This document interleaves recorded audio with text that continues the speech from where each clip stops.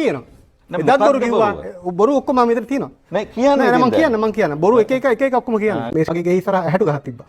ඇහැටු ගහ ඉස්සරහ මගේ ගේ ඉස්සරහ සිද්ධ වෙච්ච අනුතුරු සංඛ්‍යාව ගණන් කරන්න බෑ. ඉතින් මේ ඇහැටු ගහ කැපුවේ 2019. අතු කැපුවට පස්සේ අද වෙනතුරු කිසිම අනුතුරක් සිද්ධ වුණේ නැහැ. මම එදායින් පටන් ගත්තා ක්‍රියානුතුරු සිද්ධ වෙන්නේ මේක තමයි හේතුව. යක්කුන්ගේ නවාතන් හැටියට මම දකින්නේ මේ ප්‍රධානම ගස් හතර. සියඹල ගහ ප්‍රධානම ගහ. ඊට පස්සේ ඇහැටු ගහ, ඊට පස්සේ නුග ගහ, ඊට පස්සේ බෝ ගහ. දැන් ඔබතුමා කියනවා නේද මේක පරීක්ෂණයක් කියලා. පරීක්ෂණය. ඔව්. එතකොට මේ පරීක්ෂණයට යක්කුත් සම්බන්ධ කරගත්තද? පරීක්ෂණය පටන් ගත්තේ මාටානාටි සූත්‍රයෙන්. මහාසාල සූත්‍රයෙන්. ඔව් ආටානාටි සූත්‍රයේ එහෙම තියෙන නිසා ඔව්. ඔයා හිතුවා ඔයාලා ගේ ඉස්සරහා ඉන්නෙත් යකෙක් කියලා. එහෙමද? සත්‍යකෙම.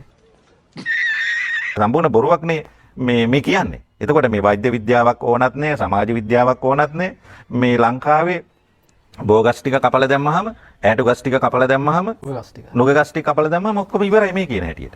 මම අවුරුදු 20 ගානක් බණ අහන කෙනෙක්. එතකොට ඔබ වහන්සේ විතරයි මේ නෑ කියන්නේ. මට ඒකම තමයි කනගාටුයි. මට පුදුම වේදනාවක් මේ වැඩසටහන මං ආවේ ඔබ වහන්සේත් එක්ක තර්ක කරන්න. අනේ ඵලයක් වෙන්න. ඔය ඉතින් තර්ක කරන්නේ. අපි දැන් තර්ක කරමු. තර්කේ පටන් ගමු. ඔබ වහන්සේ තර්ක කරන්න බෑ මාත් එක්ක.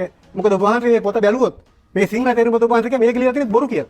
මේ අපි බොරු කාර්යය කරනවා නේ. ඇයි මේ බොරු කාර්යය කරන්නේ අවුරුදු 10ක් තිස්සේ? පූර්ණ බොරුවක් කරපු මිනිස්සෙකුට බොරු කාර්යය කියලා කියන්නේ නැතුව. ඔව්.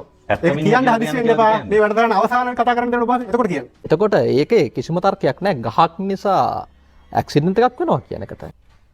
ප්ලේන් වැටෙන්නේ මුහුද මැදට මොන ගහක් තිබුණාද?